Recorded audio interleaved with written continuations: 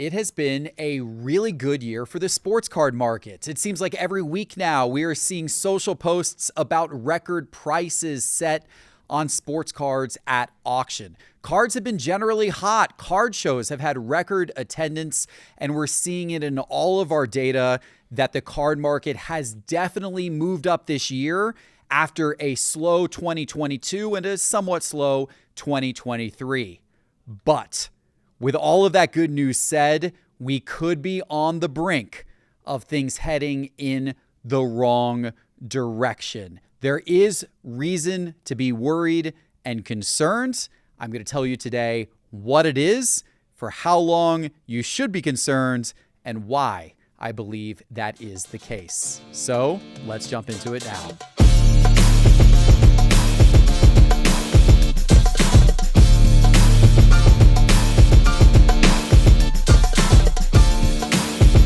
This episode is brought to you by Arena Club. Arena Club is an innovative platform featuring grading and authentication, vaulting, and digital pack openings. Be sure to check out the amazing items up for auction right now at Arena Club. From rare cards to top-tier collectibles, there's something for you at Arena Club. Download the Arena Club app today by searching Arena Club in the App Store on your phone, and then use promo code SCI for 10% off your first purchase of cards at Arena Club. Kelly, welcome back to the show. It's been a little while since the audience has seen you here. This is Kelly Francis. She is our VP of Operations. Yes. At Sports Card Investor SVP and now. SVP of Operations. Sorry for dropping the S. Even more power. No. That is right. You keep giving me more power. It's great. And original OG host of the Geoff Wilson Show. Yeah. But recently we moved to a little bit more of an interview format. So, we've been interviewing a lot of other people have been in your seat, but it's nice to have you back today for this discussion about the sports card markets. Yes. Yeah. I always feel like I come back from like these like really good discussion points, and I'm here for it because I like to pick your brain on these things. Well, we're going to dive into that topic today. And this has been overall a really good year. And, it's an interesting time in the sports card market. 2020, 2021, the first half of 2021, obviously crazy price booms and COVID and sports cards were on fire and all that kind of stuff. And then second part of 2021, things are starting to drop a lot. It became clear we were, at a high point, maybe a little bit of a bubble. We're coming down the other side of it. Things continued to slide throughout 2022. 2023, things got more plateaued. Right. Certain cards started to go back up, but other cards continued to fall. I would say 2023 was a mixed year, but certainly a better year than 2022. But overall, 2024 has been pretty solid, and we got a lot of data to back it up. And now we're seeing record prices on auctions regularly again. In fact, this last weekend at Heritage Auctions, they had a big auction, and there it was exquisite cards, 2000s basketball, big time LeBron James, Michael Jordan cards, Kobe Bryant cards from exquisite. They were all setting all-time high price records. And this year, we've seen all-time high price records. We've seen some cards beat their 2021 peaks. Not all cards, still not a lot of cards, but some cards have passed their 2021 peaks. So overall, it feels like things are pretty good right now. Okay, but outside of just it being based on off auction prices, how can you measure in totality it being a good year? I'm glad you asked. Let's go into the data. I'm going to go to my notes. Data dive. Because I wrote down some data points. Okay, so here's some points about that. So first of all, anecdotally, I can tell you if you look at buying trends and how difficult it is to buy. So this is a whole side of the world that now I'm very clued in on because of Cards HQ. Yeah. Cards HQ, we buy and shop, but we also go to card shows across the country and buy. Those card shows this year, it was very competitive to buy. If you go to a Dallas card show and set up a buying booth, if you go to, Chantilly or Philly or Burbank and you set up a buying booth, or the National, what you see is now there's a whole lot of other dealers with buying booths, and the prices that people were paying, the percentage of comp that people were paying for certain types of cards got so high. There were points. Aggressive. It got very aggressive. Yeah. Over the summer was the peak. we saw shows where people were paying 90% of comp for a decent swath of cards. By the way, it's very hard to compete with that as a card shop. Yes. It's repackers that are doing this because they're not trying to turn around and sell them for comp. They're putting them in repack product in which they can make an extra profit margin.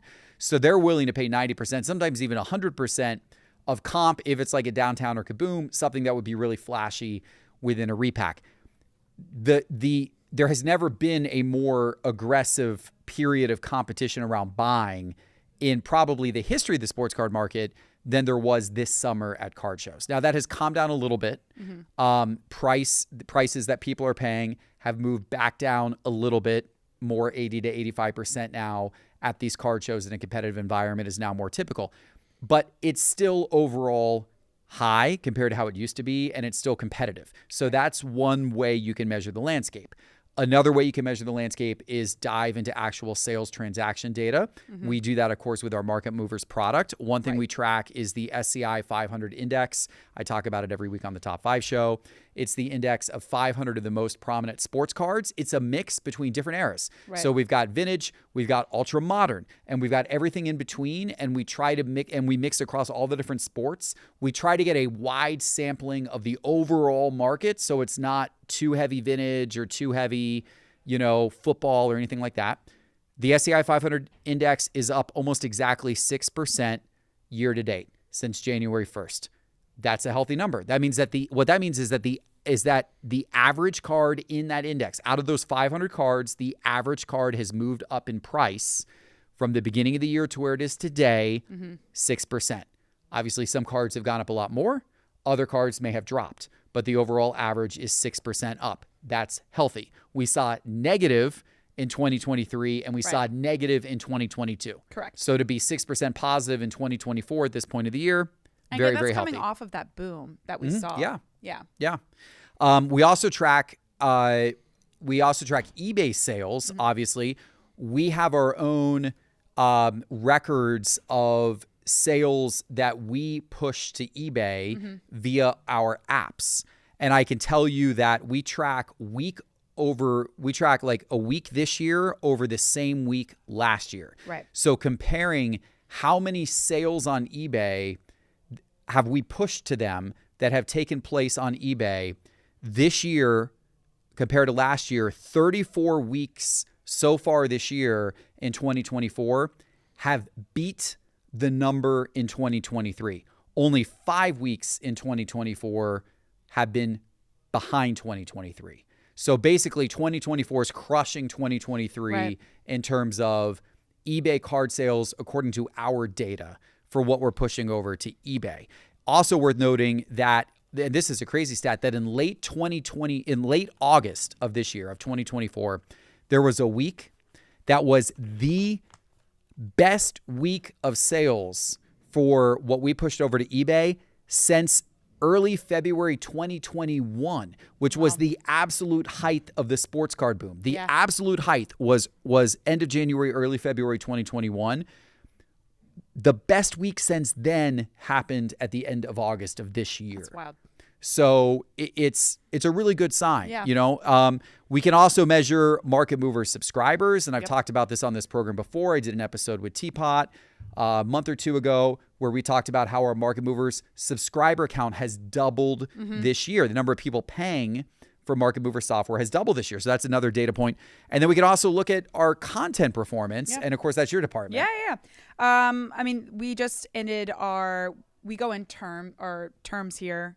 So basically we work in averages of 4 months. So we do a first term, we do a second term. We just finished our second term reporting, but by measurement, I'm just going to give year-over-year stats. So for YouTube, we've seen 10.4 million video views to date. So that's huge. That's up 22% from last year. And we're on pace this month, probably before the end of this month, to actually beat last year's total in completion. So by the end of this year in October, we will have surpassed last year's video views completely. It's awesome. Which is insane. Yeah, that's awesome. That's incredible. And then as well, we're up more than 60% on our subscriber growth rate from year over year, which is also incredible. So people subscribing to YouTube. Yep. Yeah, that's super cool. And that's on YouTube. And then social, we're averaging about a monthly 6% follower growth rate for year over year. In addition, with an engagement rate, we're up 14% from the first half, so for the first term. And then in comparison with that, that's the engagement rate from this time last year is up 45%. Wow. So when we're talking about people interacting and when we talk engagement rate, for those who don't necessarily know what that might mean on social, that's the amount of people commenting, the amount of people sharing your posts, the amount of people liking your posts, the amount of people generally interacting and seeing what we are producing and sharing on social media. These are things that we measure as tools to understand what is content that needs to be created from our companies.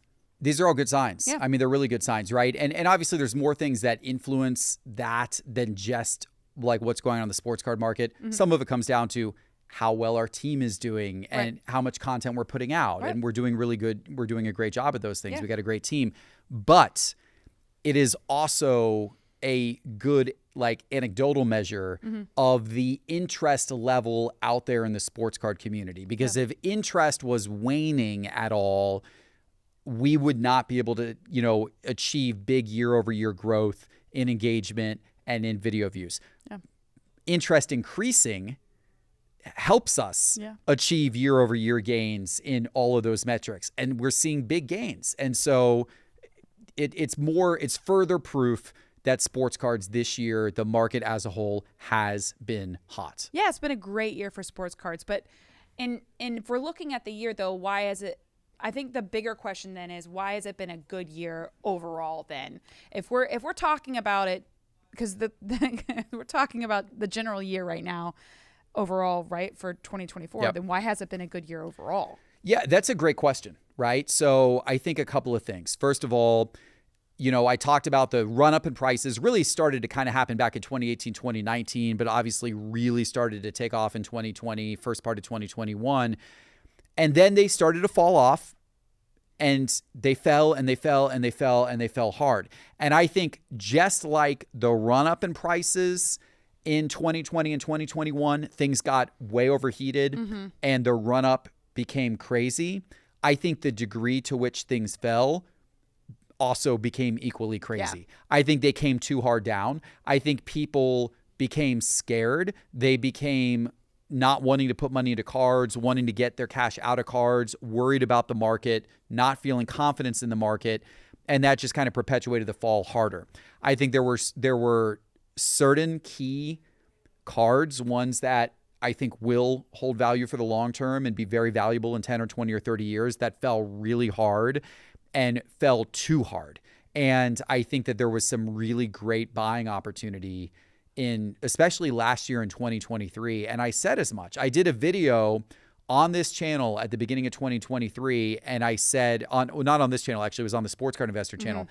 In January 2023, I think it was like right around January 1st, 2023, I did a video that said, we're almost at the bottom. I said, and I came on and I said, I don't know if we're there quite yet, but I can tell you it's not going much lower, and it's going to start going up again very soon in the months ahead. And when I put that video out, I got to say, there were a whole bunch of other YouTube channels and social content creators and whatever that said I was nuts, that sports cards are in this doom cycle, that they're going to continue to spiral down for the next few years, that we've got a recession coming, that the economy is in turmoil, that we're going to see the housing market crash with interest rates, that we're going to see the stock market crash because it's way overheated, and that sports cards will be the first thing to go, and that cards are due to drop another 50% from where they were at the beginning of 2023. There were a lot of other people that said that. And I said, I don't believe it. I said, look at all the data. You can go back and watch the video for all the reasons why I gave, but I said, I believe we're getting real near a low point on iconic cards that will hold long-term value. And I gave specific examples of, specific cards from all the different eras that fit that boat. These are investment grade cards. And I was right on that. It was pretty close to the bottom. Things really started to pick back up again, not for every type of card, But for certain cards, things had picked up in 2023, and then they picked up a lot in 2024. That was a really good buying opportunity in 2023. I was buying a lot in 2023 because I believed that it was a really good buying opportunity, and I'm happy that I was buying the way that I was buying that year. And so I think that that's a lot of it. I think it was overcorrection. I think that some of those doom and gloom things that people were worried about, like this recession that was going to be awful and that everything was going to tank, never really came to fruition. Housing prices crashing because interest rates are going to freeze all home buying didn't really happen. There was some correction in housing rates in certain markets, but it wasn't a crash. It wasn't house prices drop 30 to 40%. It wasn't 2008. A lot of people thought it was going to be 2008 and thought we were walking back into 2008 again.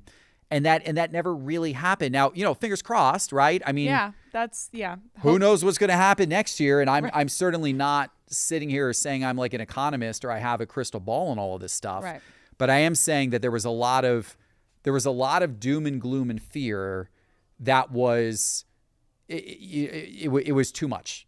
And that caused, I think, a little bit too much conservatism and a little bit too much price drop in sports cards. But let's be realistic. I mean, has every sector of the sports card market though been hot?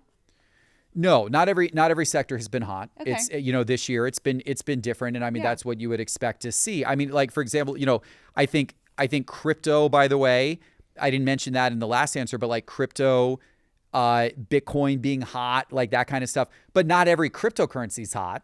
But people in general say crypto's hot because Bitcoin's hot. The ones that matter are kind of driving it, even though there's still other cryptocurrencies going down, And similarly for sports cards, not every sports card, not every sector of the market is hot. Certainly ultra modern cards are subject to a ton of volatility based upon the player and the team and the and performance and interest levels. So right now, you're seeing a lot of NFL quarterbacks go down.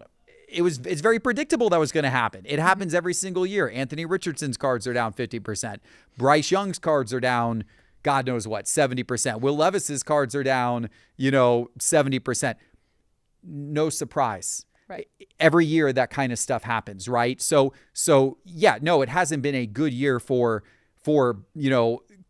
quarterbacks from, a couple draft classes ago, Trevor Lawrence, people like that, right? But overall, so yeah, ultra modern, especially the rookies and the prospects is always going to be subject to extreme volatility. So that's never the best overall measure of the health of the market. Now, what is though a measure from that area is, well, what about the guys that are hot? Are their cards going up? Yeah, they are. Yeah, you're seeing you're seeing a lot of heat around a lot of ultra modern players as well. And if you watch the Top 5 show, you've seen what Shohei Ohtani's cards have done this season. You saw some run up in guys like CJ Stroud and Jordan Love over the summer leading into the season. And we'll see what happens to their cards over the course of the season. There's a lot to be determined with guys like that. But there's a lot of players, Jackson Merrill's cards have been flying off the shelves and, have been shooting up in price. And so certainly certain ultra modern cards have been going up. There's interestingly certain vintage cards, certain vintage cards have come down a little bit. Most vintage cards have been doing well, but 1952 Topps Mickey Mantle, the card that is kind of the gold standard, that card actually went through a little bit of a hype cycle a couple of years ago when we had the National. Remember the National in Chicago in 2023 when there was the there was the record sale of the Mantle and there was kind of a lot of hype around Mantle cards and everything like that. The Mantles were hot. That actually was maybe Atlantic City. That was Atlantic City. Yeah, that was Atlantic City. I remember that 22. because we put your face in the big old Mickey Mantle. Yeah. That was Atlantic City. It was Atlantic City. So in 2022, that's when you had that Mickey Mantle card, the SGC 9.5 sell. I think that was right after the National it sold, but they had it on display at the National. They did. I held the card. Yeah, that's right. Yep. Atlantic City 22. So that created that card going on sale and then setting the all-time price record for any sports card when that sold for $12.6 million. That set a reaction of 1952 Mantle cards really heating up across the entire market. It was a desire for the vintage at that point in time. Yes, Yeah. and particularly that 52 Topps Mantle in 2022 and the first part of 2023, those cards all shot up and they were all hot. 52 Mantles have actually come down some over the last year, which is interesting, right? Because you're seeing a lot of other vintage cards going up. You're seeing the market overall going up, but that's one that got in a hype cycle in 22 and early 2023. So it has actually come down some, at least mid grades and low grades, not necessarily the super high end stuff, but mid grades and low grades have come down some. So it's, you know, even within a category like vintage, which overall has been doing good, certain cards, not so much. Then conversely, other cards like the 1984 star Michael Jordan card that has gone berserk this year. Those things have doubled, tripled, quadrupled, quintupled in price over the course of this year alone. So that's another vintage era or close to vintage era card. Some people wouldn't consider that one vintage, but that's one where, you know, it's really gone up. So not everything's equal. But when you look at something like the SAI 500 index, you're trying to get a wide sampling of the sports card market. And in some ways, if you think about sports cards, if you think about your collection a little bit like a mutual fund, and you diversify by sport, by era, but you're still only collecting the real cream of the crop stuff. Right. Only the top players and only good sought after, nicely graded cards. You're over time, in my opinion, going to do well because you're going to kind of ride the whole entire market. And hopefully the entire market continues to have good years in store as it did in 2018, 2019, 2020, 2021, and as it is right now in 2024. If you instead are betting on particular players or particular cards, and you're going heavy into, then you're not diversifying, so you run into hype bubbles and, you know, ups and downs and all that kind of stuff, which you're bound to see. Yeah, but with everything going, so essentially, what's being discussed is with the boom sort of. I wouldn't say the boom because the boom is what it was especially when we started this company in 2020 and we saw what the boom was with the COVID bubble. That was a crazy boom with the sports card market. But with the market going back up and the prices going back up, the prices are going back up. And you yourself said at the beginning of this year, it was a low point, right? There was a good ample opportunity to buy a lot of cards because you were at the base. Beginning of last year, 2023 beginning is of really last when year. I said that. You are at a base point where you could get in at a lot of cards that you won't be able to get in at. Are you still now where you're at a higher point? Are you buying a lot? I'm still buying. Yeah, I'm still buying. I'm still optimistic about what the next 5 years are going to bring to the sports card market. Now, when I say I'm buying, I want people to understand like my buying pattern the last 3 years during this whole decline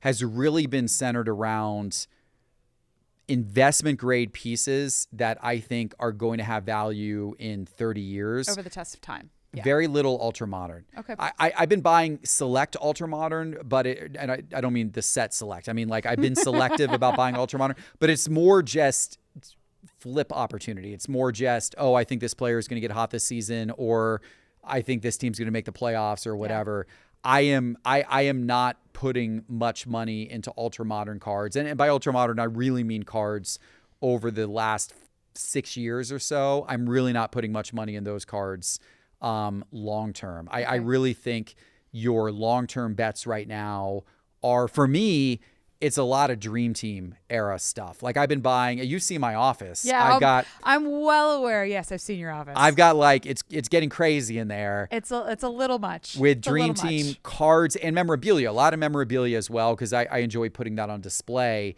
But, Michael Jordan, Charles Barkley, Magic Johnson, Larry Bird, the best of the best, Akeem Olajuwon. Yeah, repping the USA. Yeah, Akeem wasn't part of the Dream Team, but he was part of the 96 Olympic team. Shaquille O'Neal, who was also not part of the Dream Team, was part of the 96 Olympic team. Right. Players like that, right? Dr. J, who wasn't part of the 92 Olympic team, was just before that. But that era, that general 80s basketball bleeding into 90s basketball. Jerseys, yeah. And I think that why that? Yeah. to me, if you think out 20 or 30 years, so the NBA celebrated a few years ago, they celebrated their 75th year anniversary. They're going to celebrate their 100th year anniversary in just a little over 20 years. They're going to celebrate their 100th year anniversary. What basketball players will hopefully still be alive, but will be the most senior legends of the game when the NBA celebrates its 100th year anniversary? It will be the Dream Team guys. It will be them. They will all be in their 80s. That's crazy to think about. Michael Jordan will be in his 80s. He's in his 60s right now. Magic Johnson, Larry Bird, if they're still with us, they'll be in their 80s. Yeah. Charles Barkley, be in his 80s. John Stockton, Karl Malone, all those guys. Chris Mullin, David Robinson, Patrick Ewing, that whole era of player. They're going to be in their 80s. Robinson, maybe he'll be in his 70s, but and I think Shaq might be in his 70s. But those guys are going to be those guys, right? Those are going to be the guys who the NBA brings out on stage, and they're going to be celebrated. The Dream Team's going to be celebrated as the greatest basketball team ever to exist, maybe the greatest sports team ever assembled. That will all be celebrated again. By the way, it's kind of celebrated every 4 years when Olympic basketball comes back. Right. You just saw Olympic basketball again this summer. Everyone was really excited about it. People are chasing the cards. And whenever that happens, everybody harkens back to the original 1992 Dream Team. So you got this event every 4 years that reminds people of the Dream Team. And then on top of that, all those guys are going to be like super celebrated 20 to 25 years from now. I just think that's a great era to buy. So if you're talking their 1986 Fleer cards that many people consider the rookie cards for many of those players I just mentioned. Aren't the Olympics in LA in the next 4 years? They are. Yeah, they're in LA in 4 years, which would be cool too. Yeah. It'll bring even more publicity to basketball and all that type of thing. The 1984 Star cards, which are really rare of a lot of these guys and have gotten super popular this year. Autographs, early career stuff, that memorabilia, all that kind of stuff, I feel for those guys is going to do really well over the long term. So I've been buying that. I've been buying vintage on-card autos. I love the vintage on-card autos. Yep. And I've been buying a lot of LeBron stuff. And the reason why I've been buying a lot of LeBron cards is because his prices got beat up tremendously. They skyrocketed.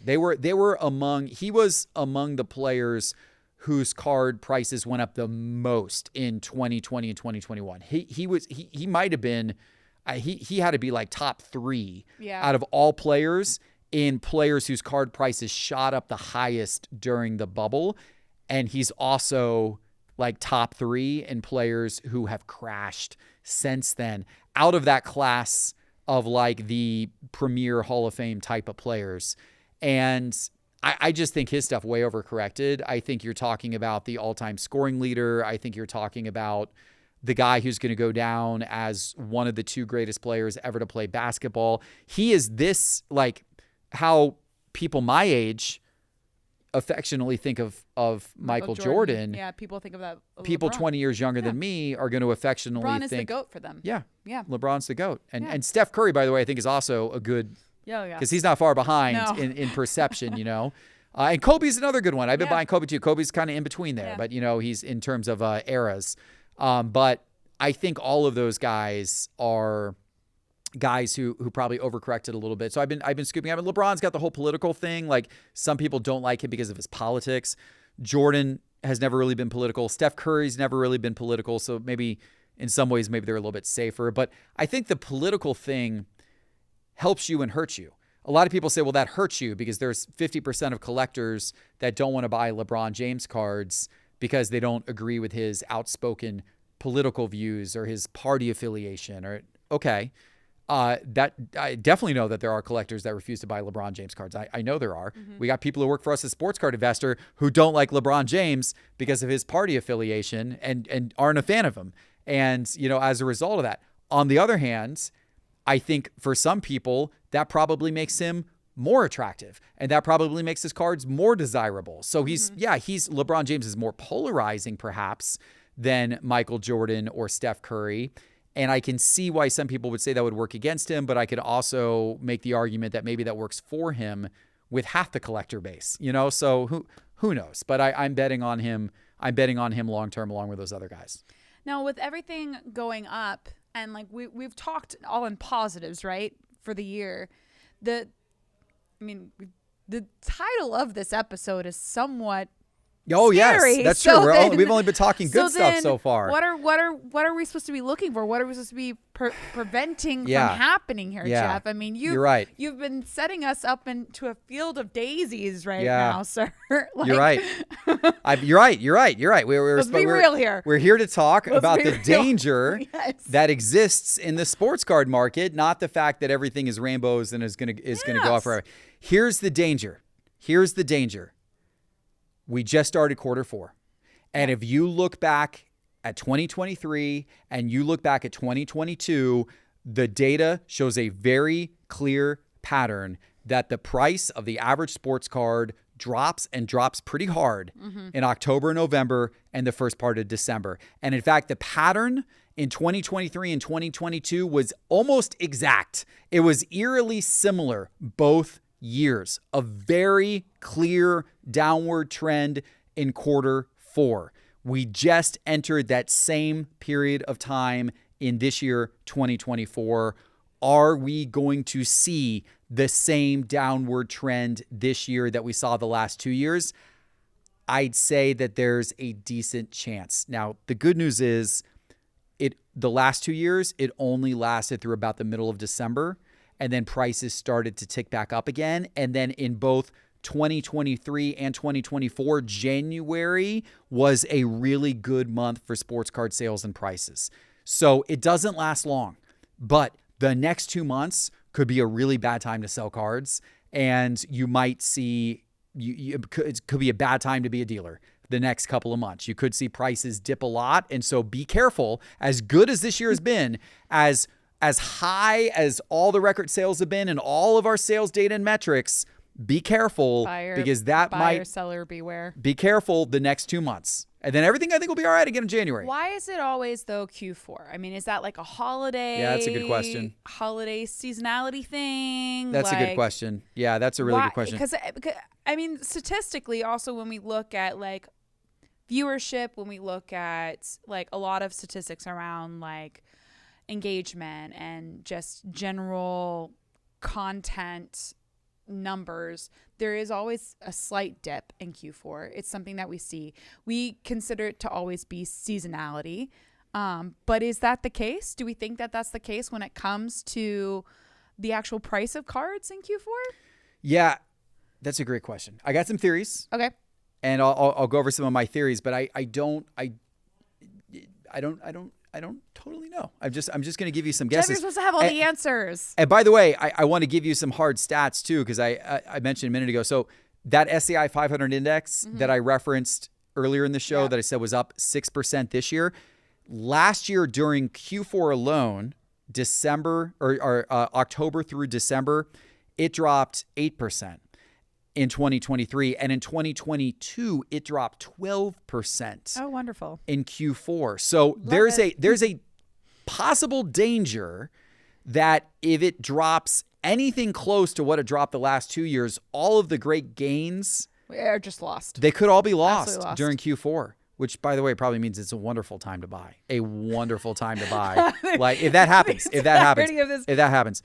But What a great year. Great time to buy. So why does it happen? Why does it happen? You mentioned holidays. I think that definitely has something to do with it. I think that people shift their focus and attention. Once you get into October, you're now all of a sudden starting to think about the holidays. School's back in. You're all of a sudden going, oh my gosh, Thanksgiving is now around the corner. And then right after that is Christmas. I got to start thinking about booking holiday travel. That takes money. I got to start thinking about holiday gifts. That takes money. That takes concentration. And I think that there's a little bit of a psychological thing of like, for some people buying a sports card is kind of a present to yourself. It's kind of a gift. Yeah. And so I think there's a psychological thing. Am I going to spend a lot of money on a card for myself? Right before the holidays, right before Christmas, right before Hanukkah? Am I going to do that? Or I'll feel better about doing that once the holidays are over. Once the holidays are done and we're in the new year And maybe I even got a little holiday money, but if not, it like at least I'm past spending my money. So that's why I actually think January is such a good month for sports cards, because people are like, holiday shopping's done. We're in the new year. I can spend my own money again. But I think the lead up to that, October, November, people are just... It's a season of giving. It's a season of giving. It's a season of giving, probably not buying sports cards for yourself as much. So I think that's part of it. It's also the other thing I think is really worth noting is what's happening in the sports seasons, because I think that makes a difference as well. So we are almost at the end of the baseball season. Right. And as teams are getting eliminated, obviously you had a lot of teams eliminated when the regular season ends. Right. All of those players' card prices tend to drop right after the season ends. Now you're getting teams eliminated from the playoffs. As their seasons end, card prices are going to be dropping of those people. Right. Eventually, we're going to get to the World Series. And for the World Series champion, maybe those players are seeing a boost in their prices. But for just about everybody else who was in the playoffs or got eliminated before, all their prices are dropping. So that's all October, and November downwards price movement. Right. On top of that, football season is underway, and you're having your typical thing where many football cards drop during the season. The only ones that don't are the guys who are truly surpassing expectations. But the majority of football cards drop in price during this season, because for every Jaden Daniels, who's a breakout star and is having a great performances, you've got multiple Bryce Youngs and Will Levises and Trevor Lawrences, that kind of thing, where their cards are pushing down. So you got football cards dropping as a whole. You got baseball cards dropping as they get into the offseason. And then you've got NBA and NHL starting.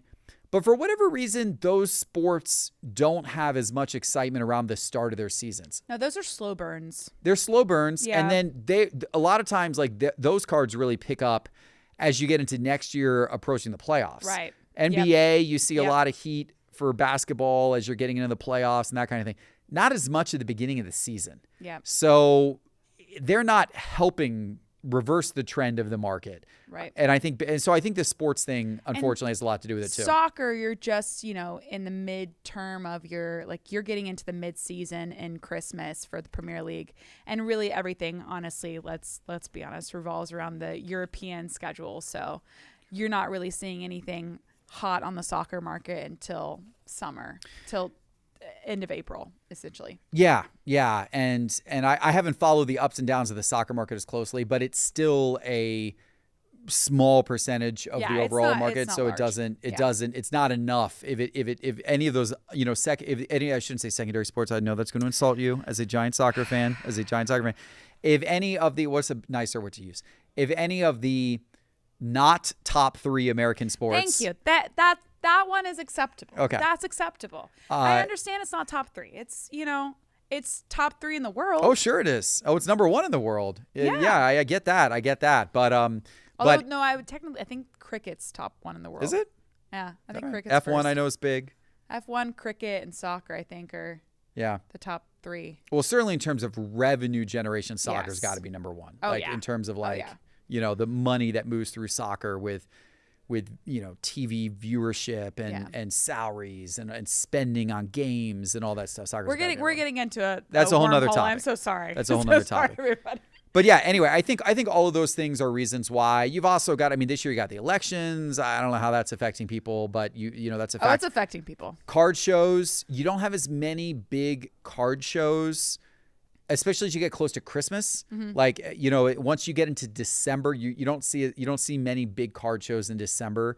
I think card show organizers don't want to put them that close to the holidays. They're worried that people aren't going to travel for them, which is probably true. Yeah. And they're worried that cards, buying. It'll be interesting though, because you've got Chantilly, which is next weekend. Yeah, you still have some in October. People are still going to Chantilly. You still have card shows in October. And then you've got the new Collect Orlando, which is in the beginning of November. It's the first weekend of November. So, I'm interested to see what the turnout for that is. It's not necessarily in December. December is a hard one, but that will be interesting. And then we've got our virtual that we do at the beginning of December every year.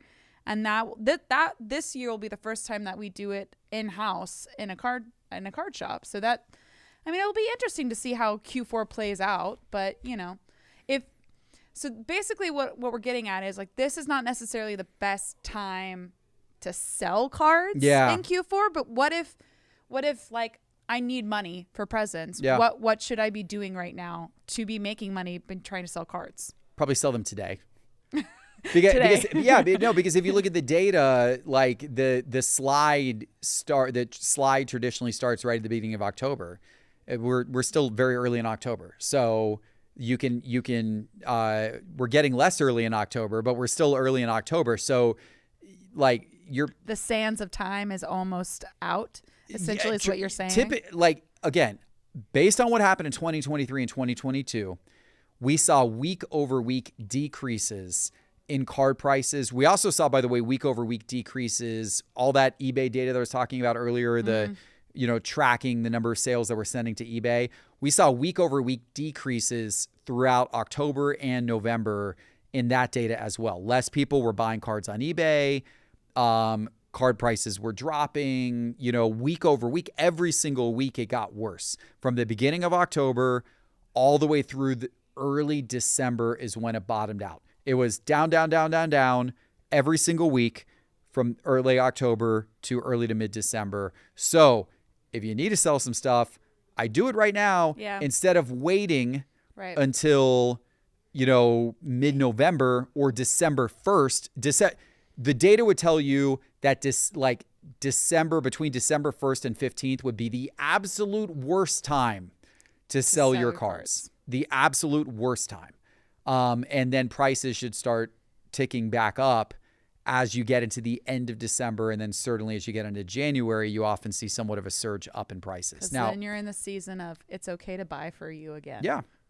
And again, it varies a lot based on, all kinds of stuff. Sport, era. So this advice is maybe not applicable to every single individual card out there. But as a general rule, looking at the overall market data, that's what the overall market data would tell you. Okay. Wow. 'Tis the season to gift yourself a small little gift of a card. Just wait till the first week of December to do it. Because exactly, during the it's going to be cheaper. It's going to be cheaper then. It's going to be cheaper. It should be cheaper. So that's it. And, this is just, I think, what's going to be a little blip because we just see it historically. Yeah. I don't think it's anything to be worried about long term. I'm very confident in the sports card market long term, and honestly, I'm going to be looking for buying opportunities in December. I will be. I'm going to be looking. I'm going to be buying for myself, Kelly. I will be buying for myself. If there are certain cards, certain key iconic cards out there that somebody's rushed to auction and the auction's just not getting as much attention as it would in most other months because the auction happens to be in early December, then I'm going to be paying attention to those auctions, and I'm going to be a buyer. I know there's one auction you're definitely still out there looking for. Oh, that triple auto card. As of the filming of this, it has not surfaced, and nobody has any idea where it is, which is weird. That's a whole nother conversation. That's a whole other conversation. It's a whole nother conversation. So, but yeah, hopefully it shows up someday. Hopefully it shows up. There you go. Maybe that'll be a little Christmas surprise. Yeah. Oh, wouldn't that be nice? It'd be nice. Be a good way to end the year. Randomly lands up underneath your tree. That's right. Well, thank you for joining me, Kelly. It's been fun to have you back on the show again. Yes, I'm always happy to be here. There you go. And hopefully, audience, you guys got some good takeaways from this as well. And if you did, please make sure you're subscribed to this show everywhere you can be. The Geoff Wilson Show is on YouTube on its own channel, The Geoff Wilson Show. It's also on Spotify and on Apple Podcasts, so you can search for The Geoff Wilson Show in any of those places. We appreciate you watching. We'll see you soon in the next episode. Take care.